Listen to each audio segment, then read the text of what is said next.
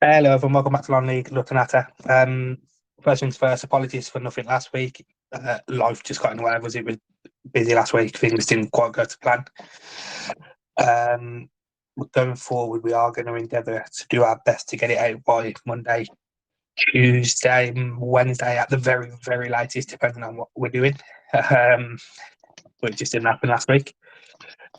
Because of that, we do have 4 match reports, 2 from last weekend, 2 from the weekend just gone. So I think we should just crack on with them and get on with it. So if you want to crack on with your first one, Andrew, from the last weekend. Okay, yep, no problem. So Saturday of February, and I went across to Waltham Abbey. They were playing against Kiddlington. It was a Southern League Division 1 Central match, so tier step 4 of non-league. Waltham Abbey started in 5th place and Kiddlington were in 15th at the beginning of the match. It's a nice little setup. On the edge of Waltham Abbey, bordered on one side by a cemetery and on the other side by the M25. So you've got a very quiet end and a very noisy end. And nice grass pitch, good setup for this level. So yeah, all looking good. Cool. Then, so the match, it got off to a pretty high tempo start actually. 4 minutes in, Waltham Abbey played out from the back, which is not something I'm a fan of, since it messed up too many times, especially at non-league. But this time it worked. They played down the right-hand side, crossed it into the far post. It was headed back across the goal. The keeper got his hand to it, but only managed to push it onto the other post, where it bounced back straight into the feet of a Waltham Abbey player who managed to put it into net, 1-0. So early start, and Waltham Abbey set the pace.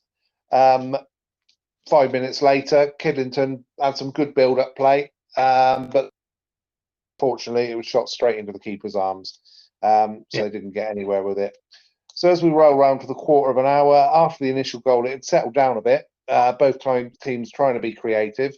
Waltham Abbey seemingly 24 minutes, Abbey quite well. Kiddlington keeping him in it.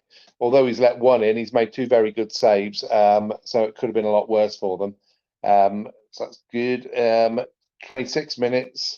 Good long ball from Kiddlington, beats the offside trap. He gets into the area, goes to shoot low, but just as he's going for it, the defender gets in an excellent tackle to clear the danger. So that was really good from them. Cool. Yeah, you're going to have to interject every so often, so I know you're still there.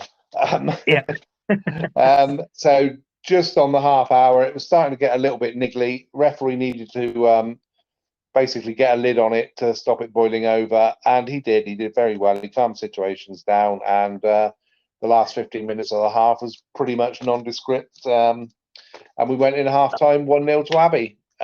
They'd been the better team at that point, getting to the ball quicker, but Kiddlington defended really well, kept it 1-0. Okay. So they come out for the second half. Kiddlington have seemed a little bit more up for it in the second half, but not by much, but just a little bit.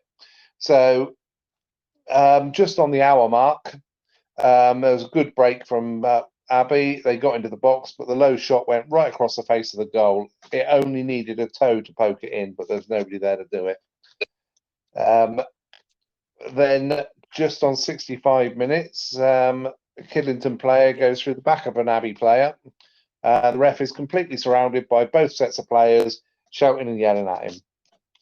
So he does absolutely what he should do. He waves them all away, tells them all to go away, leave him to it, and correctly books a Kiddlington player. So he was very, very good at keeping control of his own temperament and the players on the pitch. So it's nice to see. So it's still 1-0 at this point. So 74 minutes comes, and the best chance of the half falls to Waltham Abbey. 74 minutes and best chance of the half falls to Abbey. They crossed it in. It was headed back across the goal, and the final header just missed the post. We're coming up towards the finish now. 85 minutes in. It's another yellow for Kiddlington. Another reckless challenge. Again, the referee surrounded by players from both sides. One thing is, they keep on surrounding him. It's arguing from both sets of players, and yellow cards from dissent and early in the first half would probably have stopped that happening. There's no sin bin at step 4, but a yellow card for dissent may have stopped them surrounding. Said that when they did surround him, he dealt with them very well and got rid of them. So that was good. 87 minutes, so we're coming up to a high tempo finish, just like the start of the match. Free kick to Abbey on the edge of the area. It looked like a dive to me, but he got the free kick. The Kiddlington player ended up in the book though, so that's another yellow. But the free kick, we're into the box. Then there's just into injury now. Time is another foul from Kiddlington, another yellow card. Referee's got all, like I say, he's got all the decisions right, but it's done all right, I think. And then 90 minutes, 5 minutes into injury time, Abbey down the left, crossed in. The player did a great turn in the box, played it once more across to one more player who smacked it into the roof of the net. The keeper was absolutely incensed that it was not offside, but it wasn't. I was stood in line with it. It wasn't offside. So that's how it finished, 2-0. 2-0 to Waltham Abbey. A goal at the start, goal at the end, a lot of messing about in the middle.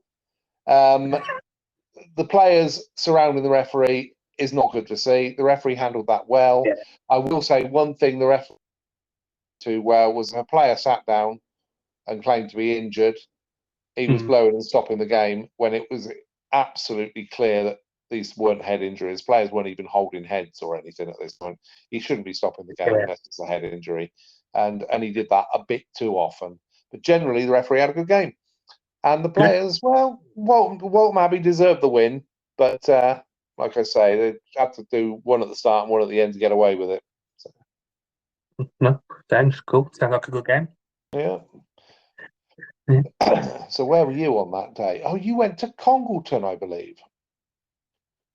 We did. We made the trip north to Congleton.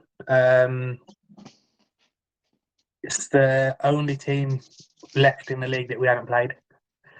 And they are new to the league this year after making the sideways step from the North West Counties last year.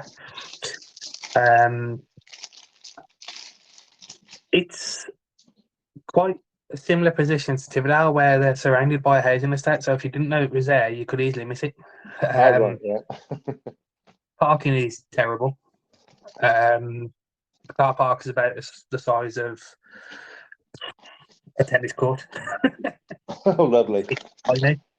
It's tiny. But yes, it's a nice ground, good setup. Seated stand on the one side, about half the length of the pitch on the one side. A bit of covered standing on the other. A tiny covered standing behind the one goal, and then the other end is completely covered apart from in the corner. And then there's some covered standing next to the seated stand as well. It's a good setup. Obviously, I was there with Tividale, who, as we know, are in the bottom two of the Midland Football League Premier Division, and we were heading to Congleton, who were currently top of the league. So it is one of those days where we were like, right, we're either going to have our arses handed to us, or we're going to come away with a dodgy 1-0 smash and grab. That's the kind of team that Tividale are at the moment. But yeah, it was a very quick start. 2 minutes in, Congleton are actually asking for a penalty for handball. Couldn't see it was staying over into me, so I couldn't see and there was players in the way. But anyway, the referee said no. A minute later, so 3 minutes, Congleton have the first shot of the game, and Lewis is forced into a good save to keep it at 0-0 already. And then on 9 minutes, Congleton ball played over the top. Before he gets onto it, Lewis kind of forces him, does well to force him wide, but he pulls it back to a teammate who puts it into the far corner. So it's 1-0 Congleton after 9 minutes. Oh no, 9 minutes in, it's already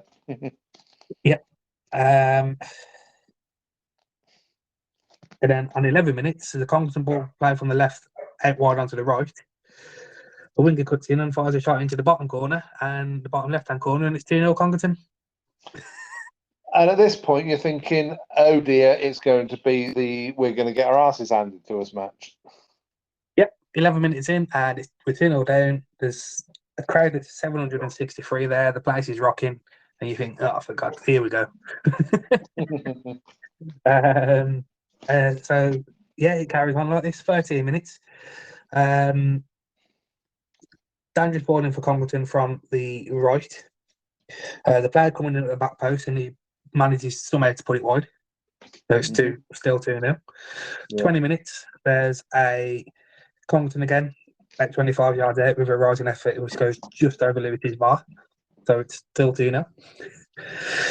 Then on the half an hour mark, ball comes out to Ryan Snape on the right hand side, Tividale's left, right on the halfway line. He loses the ball. Then I couldn't quite see what happened because I was by the dugout and somebody walked across my line of vision, and all I could see that about 5 seconds out, the ball was in the back of the net and it was 3-0.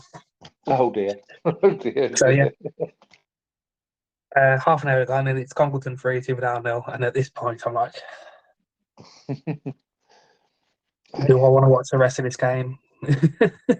Yeah, but I have to say, in all honesty, when I said to you the other week that Highgate were the best footballing side I've seen in our league this season, bearing in mind I hadn't seen Lichfield because I didn't go, for that half an hour, Congleton were by far the best team I've seen in the league so far this season. So Tividale weren't particularly playing terribly. Yeah. They weren't at their best, but they weren't, it's not the worst I've seen them play. And I think as good as Congleton were, 3-0 was probably a little bit harsh on Tividale at that point. Right. But anyway, 34 minutes, completely against the run of play. Ryan Snack picks up the ball, drives the goal and fires one past the keeper, and it's 3-1. Oh, yeah. Okay. So back in it. Yeah. And then a minute later, 55 minutes, free ball from Tividale. Ryan Snack gets on the end of it again. Takes it past the defender, keeper, and slides it past the advancing keeper to make it 3-2. So from half an hour being 3-0 down within 5 minutes, but 2 goals within a minute, and it's 3-2 in game on. 10 minutes to go till half time. Tividale cards are up. The crowd's a bit iffy. Yeah. They're not, yeah. Well, fair play to Congleton, they recomposed themselves, and nothing else really happened in the first half, and that's how we went in 3-2 at half time. Right. Obviously changed both team talks massively. Yeah. You could see the confidence in Tividale going in, and you could see the kind of confusion and of what the hell's just happened in the Congleton faces. So yeah. So second half gets underway. Not much happens until the 57th minute, and Tividale get their first corner of the game. And that was the only reason I wrote that down. It was headed away at the near post, no danger. It was just, I thought, well, they've had a few. Our first one took nearly an hour to get. I might as well make a note of it. Yeah. And then on the error mark, Congleton get to the byline, pull the ball back together in the 6-yard box. There's a shot sent towards goal. Lewis can't see very well, but he manages to keep it out. And for once, it's the defender that gets there first, and we managed to clear it away. Yeah. Probably the first time this season in that situation where it's not been an opposition player that had to put it in the back of the net. Yeah. There's then a couple of changes made by Tividale. Ewan Edwards comes on for Dom Dell. Not because Tom's having a bad game, just because we need to make use of our bench, because you can see that Congleton have had a few adjustments at half time, and it's kind of, yeah. Although we you do have to freshen up and get fresh legs. So. Yeah, so Ewan Edwards came on for Dom, and on 66 minutes, he's driving down the right and gets taken down right on the edge of the box. Now, there's questions of, was it a penalty? Linesman and the referee had a little bit of a conversation, but they decided it was on the edge of the box, but it was out wide on the right on the goal line as well, so right on the byline. That is hit hard and low under a 1-man wall, 2-man wall, whatever the keeper had set up. It bounces up at the front post. Keeper flicks it onto the crossbar, And then Ewan Edwards is at the back post, but it's come at him that fast, he can't really do anything with it. It just hits him and benches over the bar. Oh dear. But that was almost 3-3. And then 2 minutes later, on the 69 minutes, Ewan Edwards again drives down the right. The left back at this point of Congleton is really struggling to deal with Ewan. So again, he drives down the right, crosses it into the front post, where it flicked on at the front post and then poked over by Jack Till at the back post coming in. I think it was just a little bit too far in front of him. So again, and then at this point, it's like, yeah, we could be drawing, but we could actually be winning by now. So it's gone from looking like the end of the world at half an hour to be like, come on, we could be winning this. And then on 73 minutes, Tividale corner gets played to the edge of the box and there's a shot block from the edge of the box. So Tividale still on top. And then things start to change ever so slightly and Congleton start getting on top a little bit. So 78 minutes, Congleton cross from the right is sliced clear towards the edge of the box, whereas a half volley, which is deflected just over the bar and put behind for a corner. In the 81st minute, there's another Congleton cross from the right, but Max Morris throws himself in front of the player as a shot to deflect it wide for another corner. And then that 81, so 83 minutes, another Congleton cross from the right. There's a header at the front post, and from literally point blank range, and I don't know how he did it, Lewis has managed to save it onto the crossbar. And if that had gone in, that would have been it, game over. But not for the first time this season, Lewis has kept us in it. Yeah. And then on 88 minutes, all hell breaks loose. I think there was a tweet from me which was just Max Morris, you beauty. So I don't know. To be honest, it's all a bit of a blur. So somehow the ball came to Ryan Knape on the edge, just outside the box on the right hand side, about 25, 30 yards out. He hits it, and if anyone's going to do anything for us at the minute in front of goal, it's Ryan Knape. As everybody knows, he's by far our best attacking option at the moment. That's no disrespect to the other attackers; they're good. It's just that he's in form at the moment. But he's dragged it, and it's going wide, and everybody thinks, "Oh, it's going wide." And then out of nowhere, Max Morris pops up and just gets the slightest of touches on it and pokes it into the bottom left-hand corner, and it's 3-3. Oh my god! Yeah. Sad to say, the ground is quiet. 763 fans are there, and there's probably about 750 of them which are from Congleton. The place is quiet from about 10 of us who are losing our shit. Yeah, and then I can't tell you what happened in the game after that. So that's how we finished. Congleton 3, Tividale 3, and that is actually the first points that Congleton have dropped at home this season. They've beaten everyone they've played at home so far this season, and then we come and take 2 points from them. 3-0 down. But it wasn't a complete capitulation for Congleton. They still played well. Yeah. It's just that first half an hour they were just on another level. Yeah. And if they'd kept that intensity, if they'd managed to keep that intensity and that quality of play for the whole game, it could have been a cricket score. Well, fair play to Tividale for keeping on it and coming back. Yeah. Unfortunately, it didn't help us out in terms of bottom two wise. We're still in there. A lot of the other teams around us were playing each other again. So a few teams managed to pull away. I can't remember the results. There was a little bit of a fear for Bewdley at one point, because they were playing Wolverhampton Casuals, another team around us, and it was a typo, but we only saw it on the feed, and it said Wolverhampton Casuals 12, Bewdley 1, and we're like, what? But it turned out it was a typo. It was only 2-1. Oh, that's all right then. So, yeah, that sort of thing makes a difference to goal difference, doesn't it? Yeah, it does. Yeah, and I have to say, Bewdley, fair play to them. Yeah, they struggle to get a competitive side out, but they get a side out, and they don't. It's not nice to see a team losing big scores every week, so I'm glad for their sake it wasn't 12-1. But yeah, the referee in the game was very good, I have to say. A couple of things which were questionable, but again, you can put it down to we've got different angles to what he's got. It might have looked different to him, but there was nothing major. He controlled the game pretty well. Wasn't really any dissent.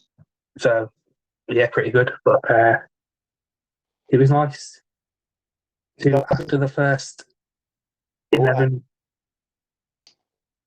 Yeah, and after the first 11 minutes of the crowd absolutely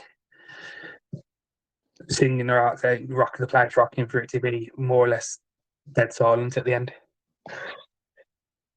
I mean, there was a chant we could have sung, but we didn't. We don't do that at Tividale. We don't sing. But we could easily have sung a few songs about the position over into where they finished, but we didn't. We're not about that. But yeah, good day out.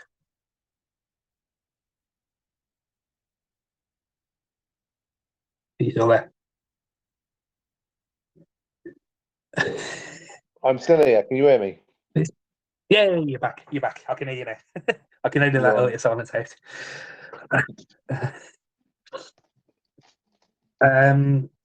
So yeah, that's last week's matches done. Before we move into this weekend, we'll go for the big scores for last weekend. I've changed this now, so it's only games where we've got 6 or more goals in. Okay, cool. There's still a few, but not quite as many. So for last weekend, so the weekend where Saturday was the 3rd of February, we've got Hereford 5, Blyth 2, Weymouth 4, Hemel Hempstead 3, Radcliffe 3, Easley 4, Hampton Collieries 4, Morpeth 3, Potters Bar 4, Concord Rangers 3, Gloucester United 3, Newton Aycliffe 4, Sporting Tales 2, Anstey Nomads 4. Highlights of which you can see on Dash 71. Yeah. Westbury United 4, Bishop Cleeve 4, and the biggest score of the week was Chichester 7, East Grimstead 1. Oh, crikey, that was a big one. Yeah. So that concludes business of the 3rd of February weekend football results. So if we move on to this weekend, don't know if you want to go first again. Yeah, I'll go first again. I'm just you still hear me because I've come off of that thing. Yeah, I can hear. That's fine. So okay, because I'm just going back to the backwards and forwards on WhatsApp from Saturday because I will get some information from that. You'll get the score. Yeah. Okay.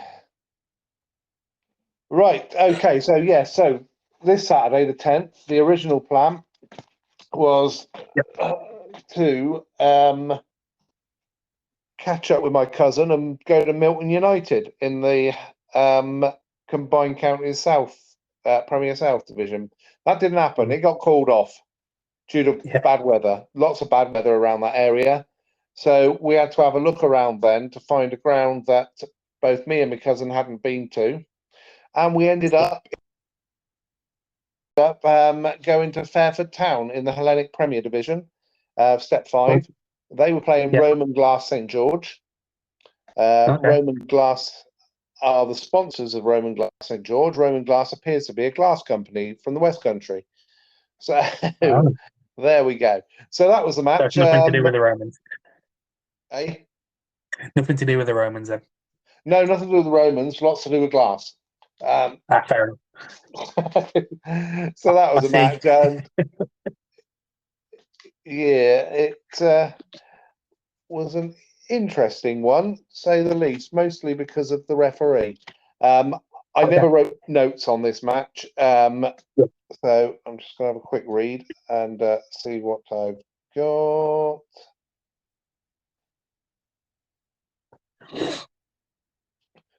So yeah, basically we got there, and the ground. It's one of these grounds where you pay while you're in your car, and then you drive on in and park.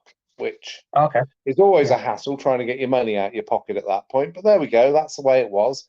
Yeah. £6 to get in, nice cheap price. That was good. Went and parked Yeah. the car, went back and tried to find a way into the clubhouse. So we walked Yeah. along the side between the pitch and the buildings, and you couldn't get in that way. You had to walk back past the shed where you paid to get in, and then walk down the path, and then go in the front door of the building to get into the bar. So we did that. Okay, that's Nice little working. bar, nice little setup. And then Yeah. when it was time for the match, you had to come out of that, go walk right round the building, back in past where the shed where you paid, and back into the ground. So that's fine. Turned out at half time they just opened the push bar door that was pitch side into the bar, but they didn't do that before the match, so fair enough. Anyway, there were more staff and officials there than there were spectators. Okay. So that was interesting. Yeah. But yeah, the game got off to a pretty slow start. In fact, the first half, not a lot happened at all, apart from the referee making mistake after mistake. He was dreadful from the start. It's no wonder things turned out the way they did with him, because he didn't seem to know what he was doing at all. It was he was stopping the game every couple of seconds for, well, there was examples being shoulder to shoulder, clear 50-50, blows up, free kick. Player tackles, clearly gets the ball. The other guy stumbles a bit, doesn't even fall over, gets a free kick. It's just ridiculous rubbish like that. And it took until the 43rd minute before Fairford actually took the lead. So they got a goal and went in at half time, 1-0 to Fairford. Cool. So that was how it went for that bit. Into the second half, and again, not a lot happening because the game couldn't flow. It really could not flow because it was stopping every few seconds for this stupid referee and his whistle. And he wouldn't just blow his whistle shortly, he'd blow it for about 3 or 4 seconds each time. It's like he had to get his whole lungful of air through the whistle each time. So just after the hour mark, Fairford managed to make it 2-0. It was good build-up play on that one, and a good goal. Shortly after that, an incident happened with the referee. It was tasty. It started off, player from one side or the other, I can't even remember which one it was. I think it was Fairford, pushed another guy in the back. They were running towards the sideline. The ball was going off for a throw-in, and as they were running towards it, the Fairford guy, 2 hands in the back of the Roman glass guy, pushed him over the sideline. Pretty rough. And then as he stood up, he pushed him again. So the referee's blowing, and fair enough, the referee's got to do something about this one. But he goes belting over there, blowing the whistle like he's a steam train. And then he's surrounded completely by players and staff from both teams arguing, saying he's got to be sent off, he can't be sent off, he should be sent off, he should be sent off. All this going on. Now, whereas I said before in the Waltham match, the referee waved everybody away, dealt with the incident, booked the player, end of story. Not this referee. No. He blows his whistle and he blows his whistle again. He blows his whistle again and he blows his whistle again. 5 or 6 times, like I say, he's like a flaming steam train going off. And the players are still shouting and not doing anything. And then the referee is actually shouting, toys out the pram style, fists clenched by his side, shouting, shut up, all of you. I can't do it. Shut up. And he's completely lost his cool. Lost it. Yeah. Absolutely, completely lost it. Anyway, settles down a little bit, and then he gets his cards out of his pocket, and it's like he's dealing in a poker game. He goes, his arms going up and down, like I don't know what is going. Yellow card, yellow card, yellow card, yellow card, yellow card, red card. I think I counted 5 yellows and a red in about 3 seconds. Okay. I think the guy that got the red was the guy who actually started the whole thing by pushing the guy in the back. Yeah. Anyway, it was, and at that point, he'd lost all respect and all control. Not that he had much to start with. About a couple of minutes later, he's running over to the Fairford bench and booking one of the coaching staff. I can't realize what that was for. But yeah, it was yellow cards, yellow cards, yellow cards, yellow cards. And they will have been yellow cards for dissent at that point. Yeah. Because there wasn't any fisticuffs or anything. They were all yellow cards for dissent. Is this a bench this is a step 5 match. So technically, they should all have been sin binned. I was going to say, was this players or the bench? This was players. So yeah, so if it's dissent, they should be sin binned. Yeah, well, it certainly couldn't have been yellow cards for anything else because there was nothing else. It wasn't like they were scrapping or anything. They were just shouting at him. So I think he's given 5 yellow cards to 5 different players for dissent there, and not one of them has left the field as a sin bin. Anyway, it gets worse. Yeah, sorry. Go on, say it. This is where the sin bin rule's a little bit unclear because I think if the referee feels it's excessive, he can decide, he can choose to skip the sin bin altogether and issue a yellow, I believe. Yeah. Okay. Because sometimes sin binning is somebody who just doesn't show up and is doing the nothing because you know what, you've had enough chances, you've been warned, get off, or it's a heat of the moment thing that's potentially said that and it's unusual for that player because the referees get to know players at levels. It's unusual for that player, so they're like, look, I appreciate you're frustrated, have 10 minutes, chill out. But if somebody turns around and it's completely unwarranted and blah, I think they have that ability to say, yes, it's dissent, but I'm not sin binning you, and that is a yellow card. Yeah. Fair enough. Yeah. So anyway, a few minutes after that, Roman glass player goes down just from where we were standing, just outside. Incredibly soft anyway. So barely even a free kick, but the referee decided it was inside the box and it was therefore a penalty. So that was another wrong decision because, I mean, if you want to give a free kick, fine, give a free kick, but it certainly wasn't a penalty. And Roman Glass scored it, so it's 2-1 now. And basically, this was towards the end of the match. Yeah, and that was it. That's how it finished. Fairford 2 and Roman Glass 1.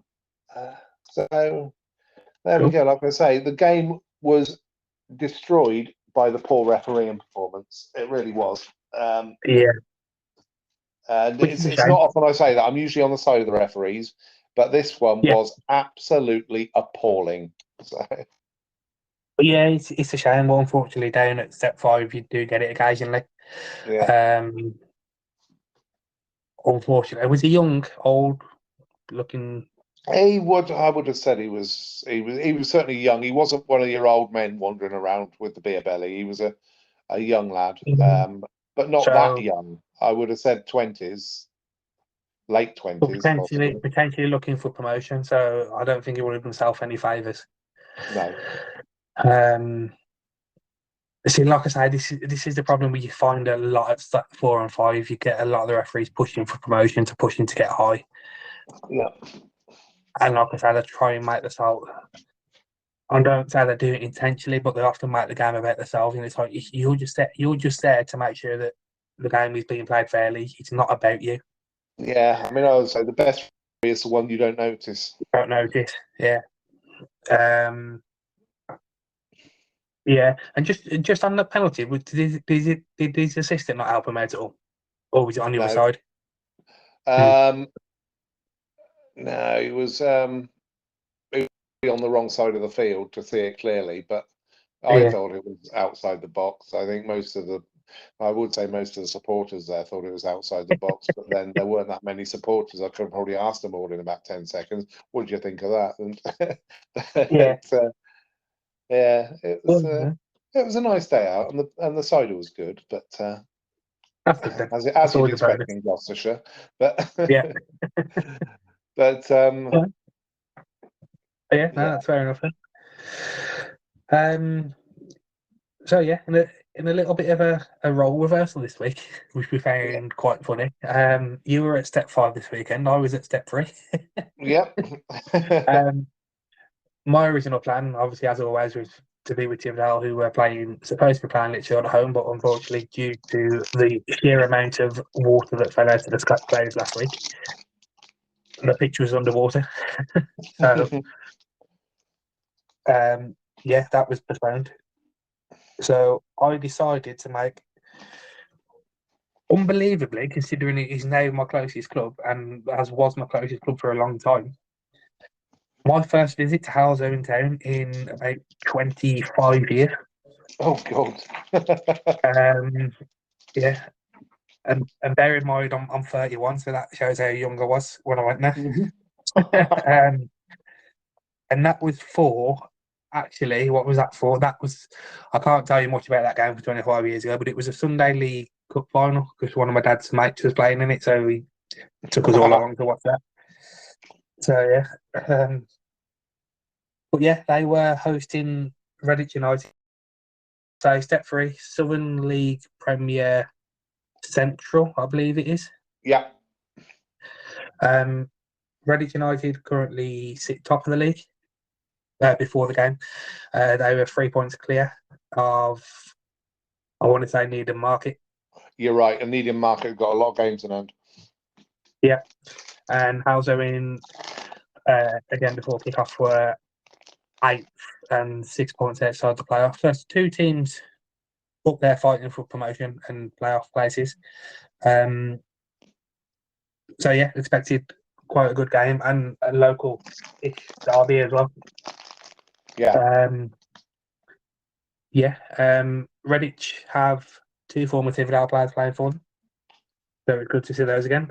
Adam Harrison, the goalkeeper, played for us start of last season, was it? No. He played for us going into COVID. We saw him at Kelso. He was the one who swept the ball marking away when it bounced over the line. Oh, yeah. Yeah. And then he left us quite early on, a couple of seasons ago, when Redditch came in for him. Again, step 5 to 3. We're not going to stop it standing in anyone's way. And Alex Cameron, who is a forward for Redditch, who started on the bench, he was on loan to us last year from Rushall Olympic for till about October, November. Then he went back to Rushall to help them with their promotion push into the National League North. I believe he's still signed at Rushall, but he's again been loaned out to Redditch. Could be wrong with that, but that's what I've been led to believe. But yeah, Halesowen. £12 to get in, which annoyed me. Although it's standard for the level. Just I'm not used to paying more than £7. That's not for that. I mean, you pay 15 for some at that level, but no, 12's about average. Yeah, no, definitely. Yeah, definitely. It's a well-known place. The Grove, as it's known. Team with a lot of history, been around for a while. I think I've been as high as step 2 in the past under the old system. They got a covered stand behind one goal, depending on which end you come in. That known as the shed. That's apparently where all the atmosphere is. Then the one side you have completely hard standing, but it's all in tiered, so it's very good. Basically, the pitch is in a little dip between some. It's like all yeah, it's almost like a Roman amphitheatre type style, isn't it? Yeah. Other than the one side, which is pitch level, which was weird because I thought, well, how the hell that happened? Which is the stand with all the seating in. Yeah. But that was actually going to be my next question. Did you actually manage to get there when you lived around here? Yes. Yeah, I thought you would have. But yeah, the first thing I did when I got there, because I'd been working in the morning and I had to rush out to get there, headed to the food bar, which is unusual again for me. See, complete role reversal this week. Yeah. Walked in, I saw the queue. I thought, saw the queue, it was a mile long. I thought, no, that's stuff it, I'll get some just before half time, 10, 15 minutes before, like I normally do. Walked down past it, and on the other end, there was another hatch with 2 people waiting. I was like, oh, okay, then I'll get something now. So there's a massive queue on the one side, and then people obviously not realising the other side, there's another hatch, which is quite funny. That's a way to do it. Yeah, which is quite funny because they're all Halesowen fans as well. So you would assume that they would know. Well, I don't know. Maybe the food's better from one hatch than the other. It's stained bloody kitchen. I could see the chap in the middle. I could see the people out the other side queuing up. But yeah, Right. yeah, they're quite a good offering. But I went for your bog standard cheeseburger and chips with onions. £6.50, which I thought wasn't too bad actually for step 3. That sounds all right. Yeah, chips were a bit naff, but the burger was nice, so that was all right. But yeah, so then by the time I finished that, it was about 5 minutes to kick off, and I'm like, right, where am I going to stand? The shed's full, obviously. Yeah. I'm like, I don't particularly like sitting down, so I was like, I'm not going in the other stand with the seating. And then the terracing down the right, I was like, that looks a bit full. I was like, oh, I'll go and stand with the Redditch fans, why not? There was a few there, but it weren't full. There was a little bit of a patch, an area to the behind the goal to the left, which there was no one there. So yeah, I'll put myself there. Yeah. So that's where I went, and yeah, and then the game kicked off. Very evenly contested for the opening 10, 15 minutes or so. Both teams feeling each other out. Halesowen probably slightly on top. But it was at this point when the Redditch fans piped up with "Where's your world famous atmosphere?" Because Halesowen are known to create a very good atmosphere. And I sent you a picture of the standing terracing tonight. They were packed in there like sardines. Yeah, it was very, very full. Yeah. Yeah, I think the official attendance was 1,092. So I have to say I was a little bit disappointed because I'd heard a lot about their atmosphere as well. But I have to say that game we went to at Stourbridge when I played Hitchin, and there was only 600 there. Mm-hmm. When it was bouncing constantly all game, the atmosphere, and Halesowen are not going to like me saying this, but the atmosphere at Stourbridge on that day at this point was 100 times better than what the atmosphere was at Halesowen at that point. Right. So yeah, they were taking a little bit of a ribbon from the Redditch supporters for that. And I thought, you know what, that might actually spark the crowd into life, but it didn't. Yeah. But first real opportunity of the game went to Halesowen. It might have been from a corner or a throw-in. They counted. So there's ball over the top. The forwards picked it up. Defenders managed to recover and block the shot, which is bounced up kindly for Adam in the goal to just gather. To be honest, it's pretty much all Halesowen in the first half in terms of chances created. A couple of crosses, which Adam's had to deal with. One that has headed at the back post, just over the bar. That was close.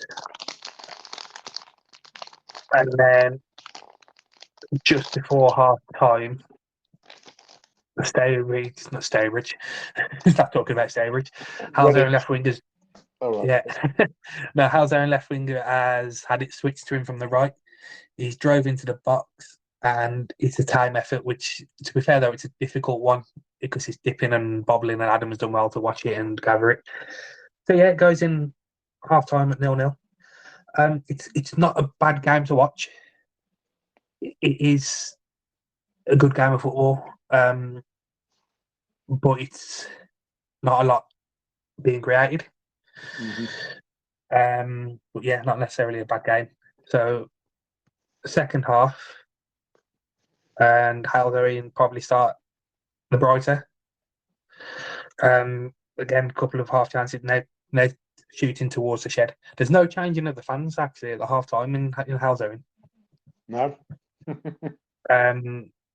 So they attacked the other way, away from the shed in the first half, and that's where the Redditch fans were.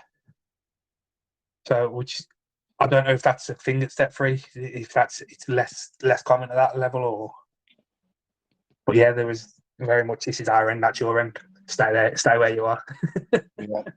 Well, I suppose when it was that full, I mean, I've seen it at Yeah. Hitchin. When Hitchin's absolutely rammed, people don't move much. Yeah. But if there's room to move, they do. But yeah, no, that's fair enough. So yeah, Halesowen probably starting the brighter. Not again really too much to talk about. A couple of half chances, and then I think, like I've not written notes down, which you can probably guess. I think it was 57 minutes. Slightly against the run of play. No, probably not. I tell a lie. Redditch started the brighter to the second half. They were on top. They were on top, creating, like I say, half chances. Nothing really much for the keeper to deal with. Halesowen not really threatening that much. And then on 57 minutes, there was a through ball, which Jack Concannon, I think his name was, latched onto. Went past the last man. Keeper's come out to meet him. He took it around the keeper and rolled it into an empty net. 1-0 Redditch. To which the probably 50, 60, 70, 80 to also Redditch fans to my right are going absolutely ballistic and mental. And yeah, they're happy. Yeah, so that was fun. In fact, there's highlights on Reddit's YouTube channel, and you can see me standing behind the goal as it's gone in. It's like, because of the way it is. I'm leaning against the bar and the score, and I literally just pull my phone out of my pocket to tweet about it, and you can see the whole of the stand going mental. I'm just standing there looking at my phone. But yeah, so yes, 1-0 Redditch. That then, I have to say, Halesowen took control of the game then. Plenty of chances. Nothing really troubling Adam. The defence doing well in front of him, blocking shots, clearing stuff out the way. There was a moment where Redditch broke and got a free kick on the edge of the Halesowen box. The referee had a little bit of a mare here because he's marched the wall back, and it didn't even look like he counted 10 steps. And if the wall was 5 yards away, if at best, I would be surprised. It wasn't very far. So, unsurprisingly, the wall blocked the effort. And somehow, the referee hasn't seen that it's been blocked by a hand. And when I say blocked by a hand, it's not a hand that's down by the side or tucked in. It's a hand that's sticking about 4 yards away from his body. So it should have been a penalty, but somehow he's missed it. But I don't know. I'll give him benefit of the doubt. With position or not, I'm happy it didn't look like it his arm, but I was directly behind the wall, so it was easy for me to see. And I have to say the Halesowen keeper got away with one there because if that wall had been 10 yards away, the position of the wall was awful. If the player had the space, there was a big gap. He could have bent it around. Well, he wouldn't even need to bend it around. He could have just hit it past it. But anyway, Halesowen are pushing. At this point, the atmosphere comes alive. Oh, right. They finally woke up. Yeah, it's only took them 65, 70 minutes and to be a goal down, which I found bizarre. Like, you've got a goal down there, you're alive. But I have to say, fair play. Once they woke up. It was a really good atmosphere. And eventually, on 78 minutes, they got their reward. There was a corner which was initially cleared away, played back in, and Milko Okafor, I think his name is, smashed it home from close range, and it's 1-1. And at this point, then you kind of feel right, Redditch are going to be hanging on for a point here. Yeah. And that was kind of how it was. Alex Cameron came off the bench before Halesowen equalised, but he came off the bench. First thing he did within 30 seconds coming on, ball played over the top, drove down to the keeper and forced the keeper into a good save. But since then, obviously, Halesowen have equalised.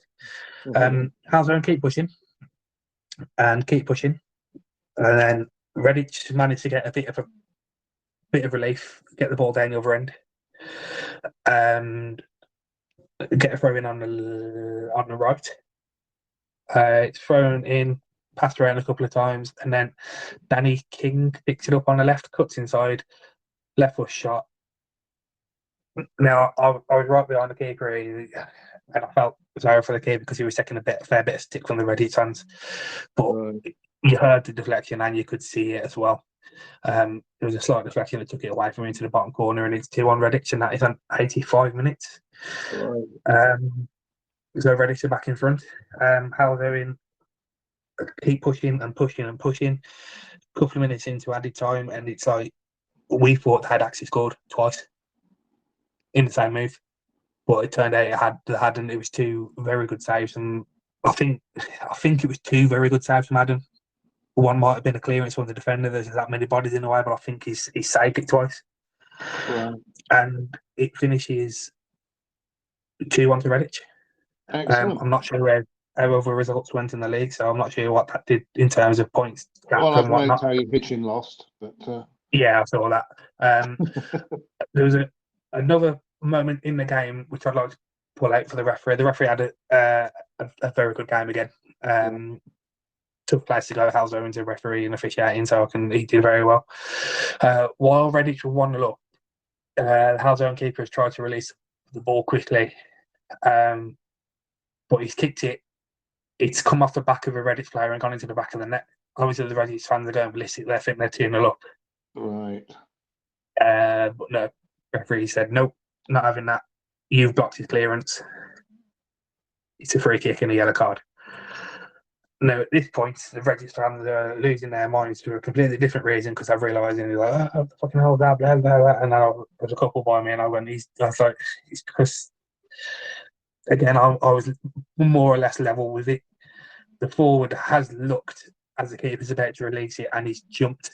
He's stationary and his 2 feet are on the floor when he blocks it, but he's jumped in front of him just before he's released it. So it's a very good spot by the referee.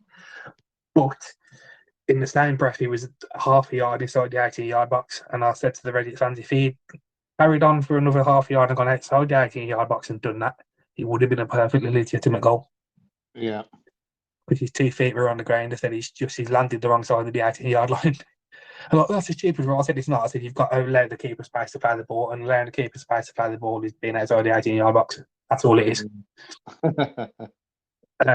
Yeah. So yeah, that was a very, very good spot by the referee. Because if you watch it, 99% of people, there would have been where I was, and the exact opposite then the other end, who were exactly in the right position, in line to have seen what the forward's done. Yeah. So 99% of people are like, well, what's he done wrong there? But that small percentage, they'll say, yeah, that's why he's done it. So yeah, fair play to him. But yeah, good game, good atmosphere in the end. But I won't be going back to step 3 anytime soon if I can avoid it and paying those prices. Fair enough. No, I'm joking. Yeah, it was good to get out. Like I said, the atmosphere was there in the end. Saw a couple of people I've not seen for a long time as well down there. Went to Halesowen College, and a lot of people around here I know go to Halesowen again anyway, so it was good to see a few people. Yeah. So yeah, that's the match reports for this weekend just gone. Before we move on very quickly, I've got this weekend's big scores if you want. Yeah, go for it. Which also includes the trophy and the vase, which we'll touch on completely next week. Actually, there was only one score from the trophy and the vase, and that was Stourport. That was a big score, and that was Stourport 1, Worcester City 5. So then moving back onto league action, we have Dagenham and Redbridge 7, Oxford City 1. Yeah, I see that one. Yeah, St Albans 6, Taunton 0, Torquay 3, Slough 4, Tunbridge Angels 2, Yeovil 4, Worthing 6, Dover 4. That was a good one. Yeah. Long Eaton 2, Alfchurch 4, and then this one that you already know about, Hitchin 3, Stratford 4. Yeah. Harrow 3, Didcot 3, Runcorn Nets 5, Clitheroe 1, and Stockton 4, Cleethorpes 3. So that's the big scores for this week. Excellent. Yep. All right. So, one thing I've been looking at over the last couple of weeks is we're drawing towards the end of the seasons. Seeing who we think might get promoted and whatnot. So grab your newspaper because you're going to need input on this one. Yeah. I've looked at the top 3 levels. So, National League, I think it is a foregone conclusion that Chesterfield will win that one. Yeah, 100%. They're something like 20 points clear at the top already. Don't look like anybody's going to get hold of them. As for the teams that are in playoff places, and I think have got a good chance of actually going up through the playoffs, I would reckon Aldershot. Aldershot, yeah. I'd fancy Barnet as well. Yeah, I can see your point. Yeah. Aldershot, I'm just thinking, because of their cup run, they seem to have been quite good at one-off games this year. Oh, yeah, definitely. And sort of like one-off do-or-die games, that might hold them in good stead for the playoffs. Yeah, definitely. Yeah, I can see that. Out of the current teams that are in there, I would say that's a good shape, but I wouldn't rule out Barnet. On the outside looking in, have you looked at who could potentially nick into the playoffs? Yeah. Because if you take into consideration Kidderminster from last year, they went on an amazing run from about this point to the end of the season where they won pretty much every game to get to the National League. I wouldn't rule out Southend. I know they're in 19th at the minute, but the transfer embargo's gone. They've got the new owners, so they can now compete fairly. Yeah, I think they might have a bit too much to do, but there's no reason why they can't get to the playoffs. I mean, they are only 12 points out of them, so yeah. Like I say, it's a big ask, but I wouldn't rule them out. Also, Wealdstone, they are 11 points out, but they've got 2 or 3 games in hand on some teams. But it's Wealdstone, so probably not. Did you look at the relegation as well? I didn't bother looking at the relegation. Oxford City are going down, but they never expected to be at that level anyway. No. Kidderminster looked doomed at one point, but since Phil What's-His-Face took over, I could see them staying up now, and that potentially put Woking at risk and York. But yeah, anyway, sorry. Right, so that was it for the National League. National League North, again, you've got not totally runaway leaders this time. Tamworth are well clear. 12 points. But I mean, Scunthorpe could still do something. There are a couple of games in hand, I think, Scunthorpe. And one after this weekend. Now, is it? Okay, yeah. So they've still got a chance, and I think those two are nailed on for promotion, even if one of them goes up through the playoffs. I think. But having said that, Brackley always got to give a good account of themselves in the playoffs. Hereford are in there, Chester are in there, and Scarborough are in there. So I would be surprised if Tamworth let a 12-point lead slip. Interestingly, I saw this weekend just gone was their 8th game in a row without conceding. So that makes their keeper the longest. Current keeper, Jazz Singh, it's the longest clean sheet record of the club history now. Right. Looking at the playoffs, I would agree it'll be either Tamworth or Scunthorpe, whichever one doesn't go up. But if you look away from those two, just as you say, because it's a one-off game, I quite fancy Scarborough. Yeah.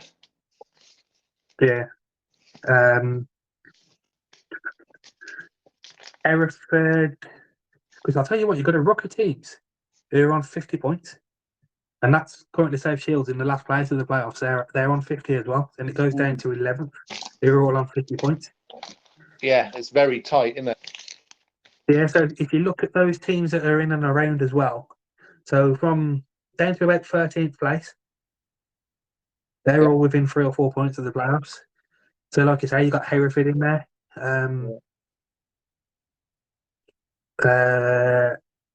Yeah, that's probably the only one out of those. Boston, maybe. Yeah. But yeah, no. And then at the other end, I'd just like to see Russell survive. Yeah. Stolen glasses.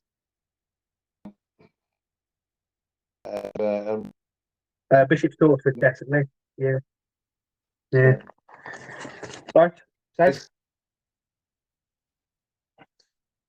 Yeah. Yeah. 10 Yeah. points.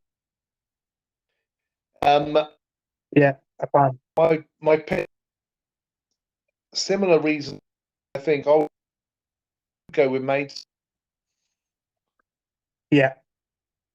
Cup run and all that, yeah.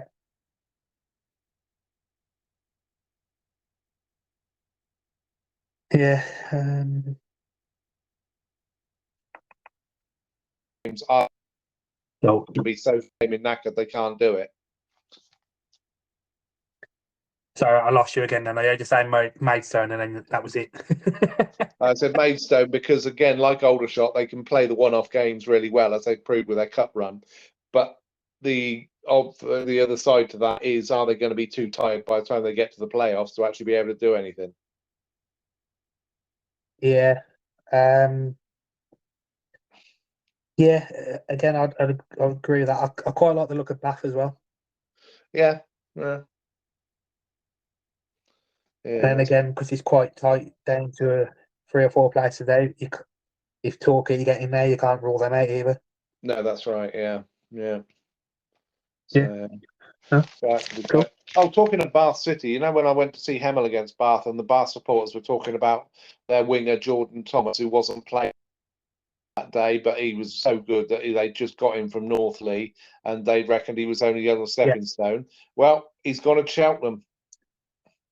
So yeah, I saw that on Twitter the other day. He's up into League One with Cheltenham. They knew he was going, and he's gone. So anyway, that was an update on that one. So Northern Premier League.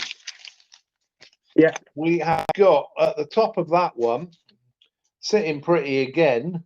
Radcliffe are 11 points clear at the top of there. Yeah. I don't know much about this division, but if they're 11 points clear, then they've still got a bit to go. What is it, a 40-game season? So they've got another 12 matches yet. So effectively, they're just over two-thirds of the way through. Yeah. I reckon Macclesfield is just outside the playoffs at the moment. They could still win it. I reckon they could get it. They've got 2 games in hand almost. Yeah. So I wouldn't put it past them winning the league if Radcliffe don't slip up because they've only got 1 game. But yeah, if Macclesfield get in, I'd fancy them as well. Yeah, that was my thinking for that one. Like I say, I don't know much about the teams in that league, so I can't really say much. But they would be my pick if they can get into the playoffs. I would back Macclesfield to go up. So yeah. Turning the page, Isthmian Premier, and again you've got runaway leaders here. You've got Hornchurch. Well, they're only 9 points clear at the top, but 2 games in hand. I think they should manage to keep on going there. What else have we got in the playoffs there? I reckon, Billericay are always flitting around with going up and going down and going up and down. They're a bit of a yo-yo club, and they're always there or thereabouts. But I reckon Hastings, I don't know why, I've just got a feeling that Hastings might do something. I've seen them play. Can't remember where, but it's not a league again I know too much about. But again, in and around teams that I've heard of. Down as far as Lewis, you're into all within easy reach of the playoffs. So yeah, that's what I said. I quite fancy Enfield, maybe. Yeah, maybe. If they don't get distracted by the European competition. Yeah. And then the other one at the next one at 3 is the tightest of the lot, actually. The Premier Southern League, Premier Central. Redditch at the top, only 1 point clear of Needham Market and Mickleover. Mickleover 1 game in hand. Needham have got 4 games in hand over Redditch.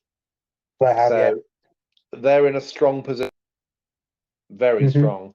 Mickleover are one of the teams that started the league absolutely on fire, winning 10 out of 10 in their first 10 matches, I think, and then they've had a bit of a mixed run since. So yeah, but Needham with those 4 games in hand, you got to fancy them. I can see them doing it. So playoffs, I would favour Leamington. Yeah. Well, you got Stratford and Telford are up there as well. I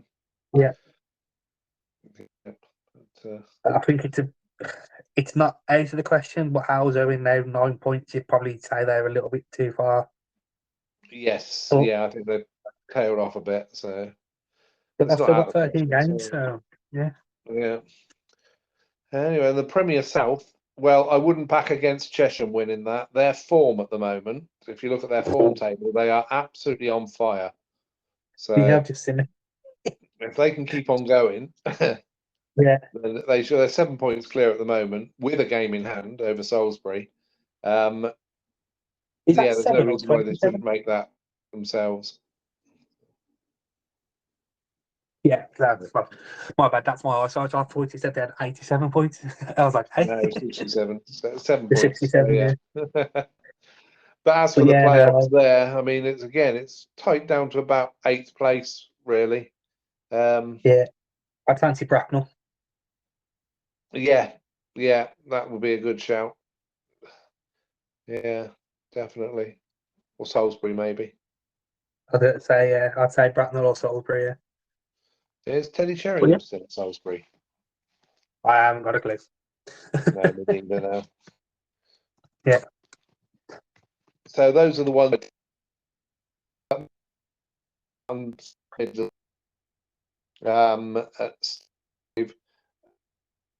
storming that one, but they've got a million surprise.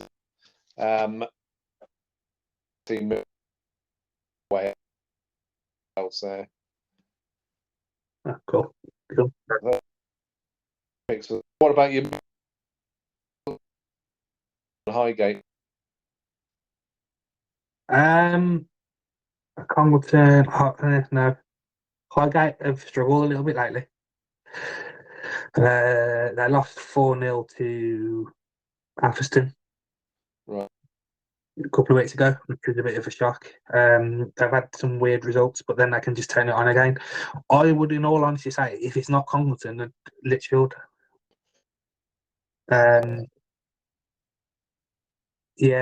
Studley seem to have tailed off a little bit. I've not seen Lichfield play this season. Like I said, I didn't see them away. Should have played them this weekend. Their home form is immense, like Congleton, whereas Congleton have won, hadn't dropped any points at home. Lichfield are unbeaten at home since November 22 when we beat them in the Waltham Senior Cup. Other than that, since then they've actually not lost at home. That League and Cup, they've not won every game, but so you quite fancy them. And then we have playoffs this year. Oh right. Which, just while we're on the subject, when we were on about pushing back in the seasons, with congested fixture lists, I had an interesting conversation the other day saying, actually, it's not the league's decision this year. Since they brought the playoffs in, they're controlled by the Central FA, and it's up to them whether the league season can be pushed back or not for the playoffs. Fair enough. FA, please put your finger out and push it back a bit, because Tividale have got something stupid like 16 games to play in 9 weeks. So please. But playoffs, for me, from what I've seen, Congleton should have enough to go up. I think they've still got to play Lichfield again. So I say that I think whoever wins that game will go up. Right. Playoffs, then you'd have to fancy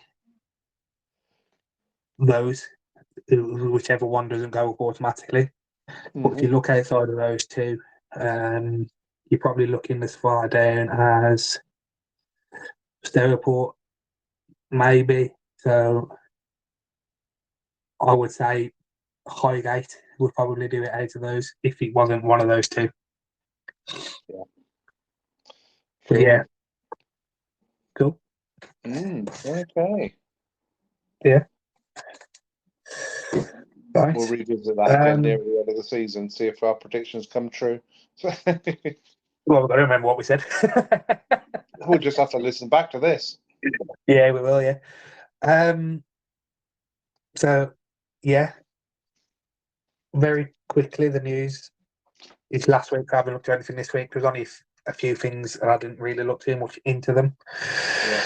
Yeah. There was a match last weekend, so the 3rd of February, between Lordswood and Punjab United. Yeah. That was abandoned late on. Don't know why. Both teams have not released a statement, nothing. So I don't know. Weird. Somebody said there was a fight, but we don't know. Truro City are going to be playing the remainder of their home games at Taunton Town. That is due to loads of postponements at their ground. I would imagine that's weather related. So they've got a ground share agreement. Playing at Plymouth Parkway, haven't they? Yeah. Yes. Yeah. And then the next day, Taunton Town were wound up. Well, issued a winding up order. Right. So that was released, I think, on Tuesday or Wednesday, and then the next day, Taunton Town have issued with a winding up order. But I don't know what's gone on with the winding up order since, but it said at the moment it doesn't affect Truro, so they'll still be able to play there. Right. And Taunton are still currently playing. And then we've got Chorley. Was it Chorley in the news as well? Yeah. So that again, Tuesday or Wednesday, they were in the news because Boyzone are looking to become the face of Chorley FC, buy a stake in the club. Well. Yeah, and then the next day they were in the paper because they issued a winding up order. Yeah. But they very quickly released a statement saying it's an oversight. It should be resolved in the next 24 hours. So then I think it was 2 days later they released it's been resolved. It was an administration error. The winding order has been removed. So that worked out very kindly for them. Yeah. And then something I've just seen, something I spotted on the weekend actually, but I've also just copped it in the paper quickly tonight. We mentioned the other week that Atherstone Town had been locked out of their ground. All right. Then they're back in. So whatever the issue was there, that's been resolved, and they played Whitchurch out the weekend. So good. Yeah. Oh, one big score outside of the top 4 divisions, top 4 steps this weekend. If you remember earlier on, I said we were hoping there was a typo error for Bewdley Town when it said Wolverhampton Casuals 12, Bewdley Town 1. Yeah. Well, this weekend there was no typo. It was Darlaston Town 9, Bewdley Town 0. Oh God. Oh dear. Yeah. Yeah. But yeah, that's pretty much all the major points of the news. Yeah. So plans for the week ahead. Tomorrow I will be at the Black Country Derby for the second time in 4 or 5 weeks as Dudley Town now host Tividale, and we will be hoping for a better performance from Tividale. Anything midweek for you? I don't know whether I'm going to any midweek, but on Saturday we will be meeting up. We will. At Lantwit Major against... what? Nowhere near where either of us live. No. That's it. So yeah, Lantwit Major against BK Skold in the Phoenix Trophy. So it's a bit of a trek to South Wales for us both. But I might get to a game tomorrow. Depends what time I get in from work. So what's on locally. But Are you driving Saturday? Yes.